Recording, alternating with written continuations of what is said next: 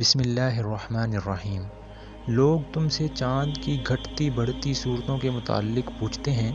کہو یہ لوگوں کے لیے تاریخوں کی تعین کی اور حج کی علامتیں ہیں۔ چاند کا گھٹنا بڑھنا ایک ایسا منظر ہے جس نے ہر زمانے میں انسان کی توجہ کو اپنی طرف کھینچا ہے،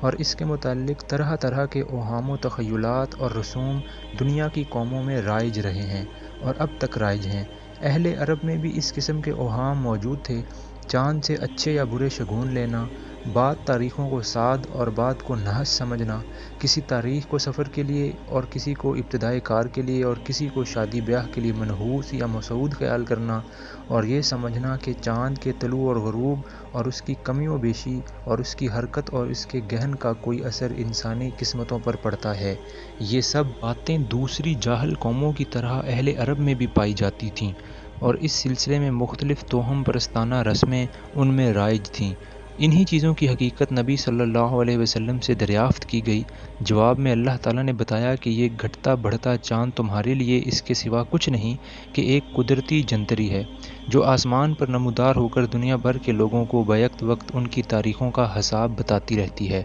حج کا ذکر خاص طور پر اس لیے فرمایا کہ عرب کی مذہبی، تمدنی اور معاشی زندگی میں اس کی اہمیت سب سے بڑھ کر تھی۔ سال کے 4 مہینے حج اور عمرے سے وابستہ تھے۔ ان مہینوں میں لڑائیاں بند رہتیں، راستے محفوظ ہوتے اور امن کی وجہ سے کاروبار فروغ پاتے تھے۔ نیز ان سے کہو، یہ کوئی نیکی کا کام نہیں ہے کہ تم اپنے گھروں میں پیچھے کی طرف سے داخل ہوتے ہو۔ نیکی تو اصل میں یہ ہے کہ آدمی اللہ کی ناراضی سے بچے، لہٰذا تم اپنے گھروں میں دروازے ہی سے آیا کرو، البتہ اللہ سے ڈرتے رہو، شاید کہ تمہیں فلاح نصیب ہو جائے۔ من جملہ ان توہم پرستانہ رسموں کے جو عرب میں رائج تھیں، ایک یہ بھی تھی کہ جب حج کے لیے احرام باندھ لیتے تو اپنے گھروں میں دروازے سے داخل نہ ہوتے تھے، بلکہ پیچھے سے دیوار کود کر یا دیوار میں کھڑکی سی بنا کر داخل ہوتے تھے۔ نیز سفر سے واپس آ کر بھی گھروں میں پیچھے سے داخل ہوا کرتے تھے۔ اس آیت میں نہ صرف اس رسم کی تردید کی گئی ہے،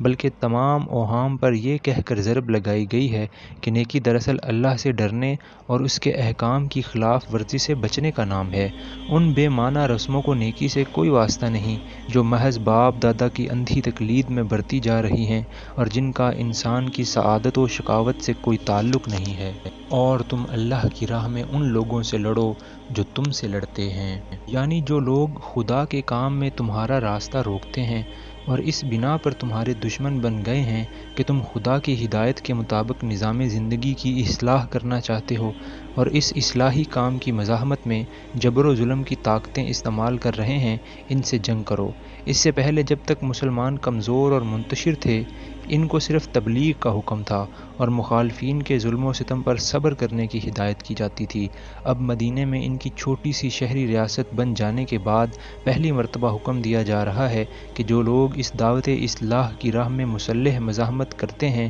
ان کو تلوار کا جواب تلوار سے دو۔ اس کے بعد ہی جنگ بدر پیش آئی اور لڑائیوں کا سلسلہ شروع ہو گیا۔ مگر زیادتی نہ کرو کہ اللہ زیادتی کرنے والوں کو پسند نہیں کرتا۔ یعنی تمہاری جنگ نہ تو اپنی مادی اغراض کے لیے ہو، نہ ان لوگوں پر ہاتھ اٹھاؤ جو دین حق کی راہ میں مزاحمت نہیں کرتے، اور نہ لڑائی میں جاہلیت کے طریقے استعمال کرو۔ عورتوں اور بچوں اور بوڑھوں اور زخمیوں پر دست درازی کرنا، دشمن کے مقتولوں کا مصلح کرنا، کھیتوں اور مویشیوں کو خواہ مخواہ برباد کرنا اور دوسرے تمام وحشیانہ اور ظالمانہ افعال حد سے گزرنے کی تعریف میں آتے ہیں، اور حدیث میں ان سب کی ممانعت وارد ہے۔ آیت کا منشا یہ ہے کہ قوت کا استعمال وہیں کیا جائے جہاں پر وہ ناگزیر ہو، اور اسی حد تک کیا جائے جتنی اس کی ضرورت ہو۔ ان سے لڑو جہاں بھی تمہارا ان سے مقابلہ پیش آئے، اور انہیں نکالو جہاں سے انہوں نے تم کو نکالا ہے، اس لیے کہ قتل اگرچہ برا ہے مگر فتنہ اس سے بھی زیادہ برا ہے۔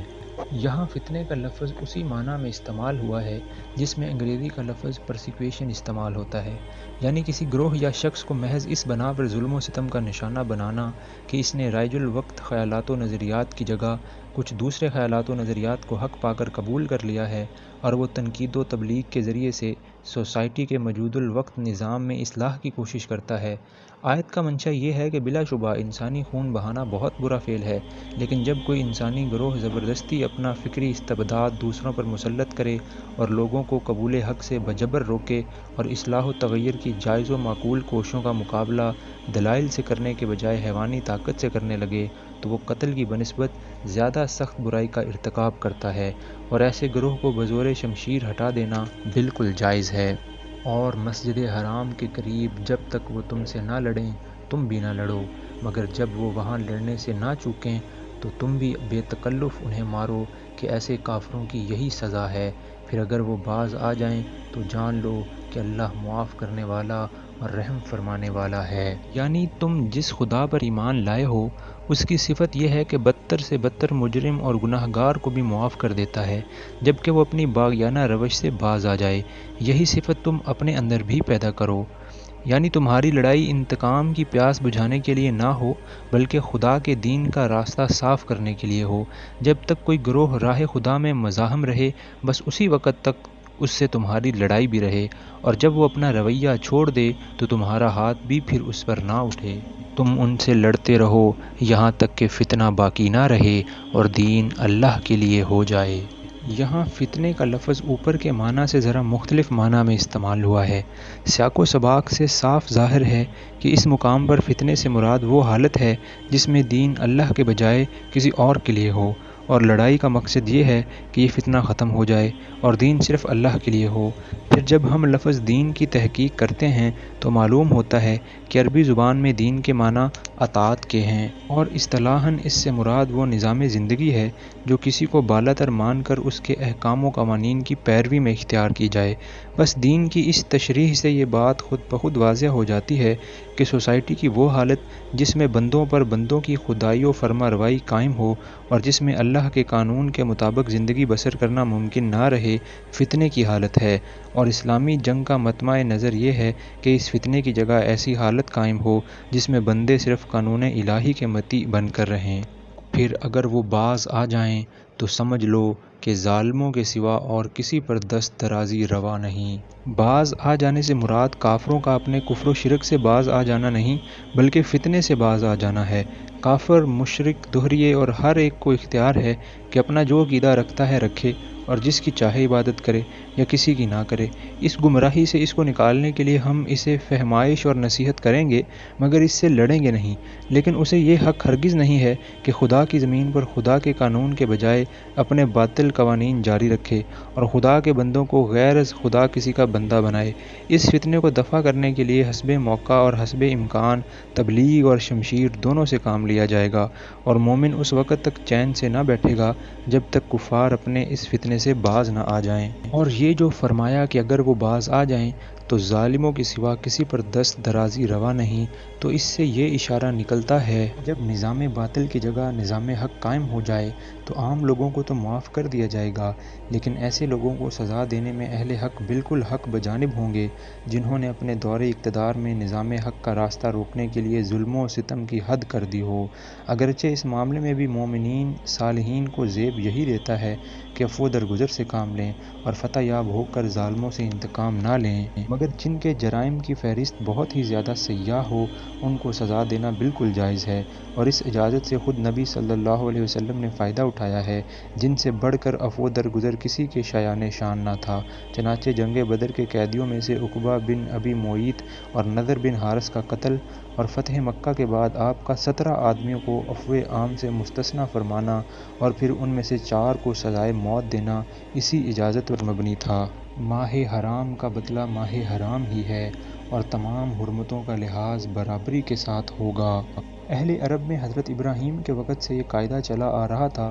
کہ ذی القعدہ، ذی الحج اور محرم کے 3 مہینے حج کے لیے مختص تھے اور رجب کا مہینہ عمرے کے لیے خاص کیا گیا تھا، اور ان 4 مہینوں میں جنگ اور قتل و غارت گری ممنوع تھی تاکہ زائرین کعبہ امن و امان کے ساتھ خدا کے گھر تک جائیں اور اپنے گھروں کو واپس ہو سکیں۔ اس بنا پر ان مہینوں کو حرام مہینے کہا جاتا تھا، یعنی حرمت والے مہینے۔ آیت کا منشا یہ ہے کہ ماہ حرام کی حرمت کا لحاظ کفار کریں تو مسلمان بھی کریں، اور اگر وہ اس حرمت کو نظر انداز کر کے کسی حرام مہینے میں مسلمانوں پر دست درازی کر گزریں تو پھر مسلمان بھی ماہ حرام میں بدلہ لینے کے مجاز ہیں۔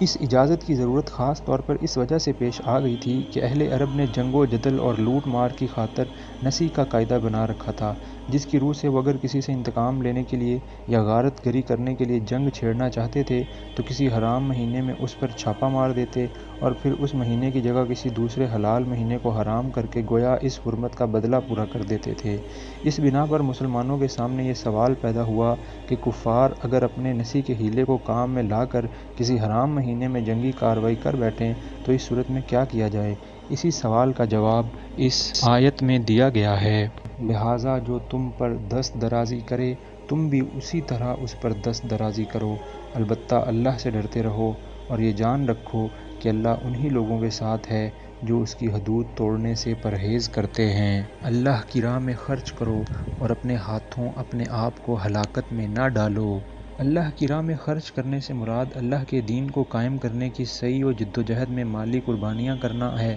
آیت کا مطلب یہ ہے کہ اگر تم خدا کے دین کو سربلند کرنے کے لیے اپنا مال خرچ نہ کرو گے اور اس کے مقابلے میں اپنے ذاتی مفاد کو عزیز رکھو گے تو یہ تمہارے لیے دنیا میں بھی موجب ہلاکت ہوگا اور آخرت میں بھی۔ دنیا میں تم کفار سے مغلوب اور ذلیل ہو کر رہو گے اور آخرت میں تم سے سخت باز پرس ہوگی۔ احسان کا طریقہ اختیار کرو کہ اللہ محسنوں کو پسند کرتا ہے۔ احسان کا لفظ حسن سے نکلا ہے، جس کے معنی کسی کام کو خوبی کے ساتھ کرنے کے ہیں۔ عمل کا ایک درجہ یہ ہے کہ آدمی کے سپرد جو خدمت ہو اسے بس کر دے، اور دوسرا درجہ یہ ہے کہ اسے خوبی کے ساتھ کرے، اپنی پوری قابلیت اور اپنے تمام وسائل اس میں صرف کر دے اور دل و جان سے اس کی تکمیل کی کوشش کرے۔ پہلا درجہ محض اطاعت کا درجہ ہے، جس کے لیے صرف تقوی اور خوف کافی ہو جاتا ہے، اور دوسرا درجہ احسان کا درجہ ہے، جس کے لیے محبت اور گہرا قلبی لگاؤ درکار ہوتا ہے۔ اللہ کی خوشنودی کے لیے جب حج اور عمرے کی نیت کرو تو اسے پورا کرو، اور اگر کہیں گر جاؤ تو جو قربانی میسر آئے اللہ کی جناب میں پیش کرو۔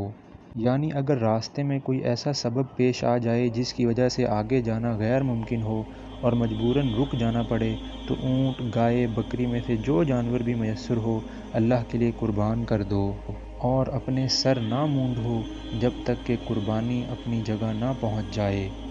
اس امر میں اختلاف ہے کہ قربانی کے اپنی جگہ پہنچ جانے سے کیا مراد ہے۔ فقہائے حنفیہ کے نزدیک اس سے مراد حرم ہے، یعنی اگر آدمی راستے میں رک جانے پر مجبور ہو تو اپنی قربانی کا جانور یا اس کی قیمت بھیج دے تاکہ اس کی طرف سے حدود حرم میں قربانی کی جائے۔ اور امام مالک اور شافعی رحمہ اللہ کے نزدیک جہاں آدمی گر گیا ہو وہیں قربانی کر دینا مراد ہے۔ سر مونڈنے سے مراد حجامت ہے، مطلب یہ ہے کہ جب تک قربانی نہ کر لو حجامت نہ کراؤ۔ مگر جو شخص مریض ہو یا جس کے سر میں کوئی تکلیف ہو اور اس بنا پر اپنا سر منڈوا لے تو اسے چاہیے کہ فدیے کے طور پر روزے رکھے یا صدقہ دے یا قربانی کرے۔ حدیث سے معلوم ہوتا ہے کہ نبی صلی اللہ علیہ وسلم نے اس صورت میں 3 دن کے روزے رکھنے یا 6 مسکینوں کو کھانا کھلانے یا کم از کم 1 بکری ذبح کرنے کا حکم دیا ہے۔ پھر اگر تمہیں امن نصیب ہو جائے اور تم حج سے پہلے مکے پہنچ جاؤ، یعنی وہ سبب دور ہو جائے جس کی وجہ سے مجبوراً تمہیں راستے میں رک جانا پڑا تھا،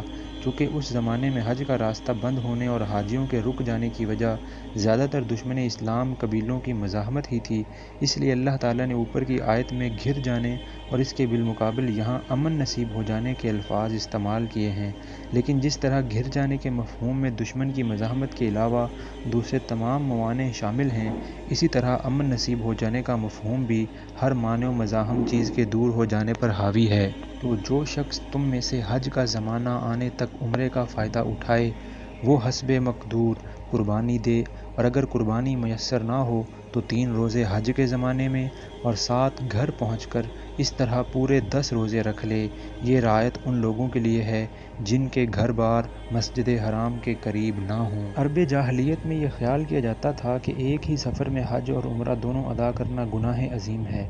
ان کی خود ساختہ شریعت میں عمرے کے لیے الگ اور حج کے لیے الگ سفر کرنا ضروری تھا۔ اللہ تعالیٰ نے اس قید کو اڑا دیا اور باہر سے آنے والوں کے ساتھ یہ رعایت فرمائی کہ وہ ایک ہی سفر میں عمرہ اور حج دونوں کر لیں۔ البتہ جو لوگ مکے کے آس پاس میقاتوں کی حدود کے اندر رہتے ہوں انہیں اس رعایت سے مستثنیٰ کر دیا، کیونکہ ان کے لیے عمرے کا سفر الگ اور حج کا سفر الگ کرنا کچھ مشکل نہیں۔ حج کا زمانہ آنے تک عمرے کا فائدہ اٹھانے سے مراد یہ ہے کہ آدمی عمرہ کر کے احرام کھول لے اور ان پابندیوں سے آزاد ہو جائے جو احرام کی حالت میں لگائی گئی ہیں، پھر جب حج کے دن آئیں تو از سر نو احرام باندھ لے۔ اللہ کے ان احکام کی خلاف ورزی سے بچو اور خوب جان لو کہ اللہ سخت سزا دینے والا ہے۔ صدق اللہ العظیم۔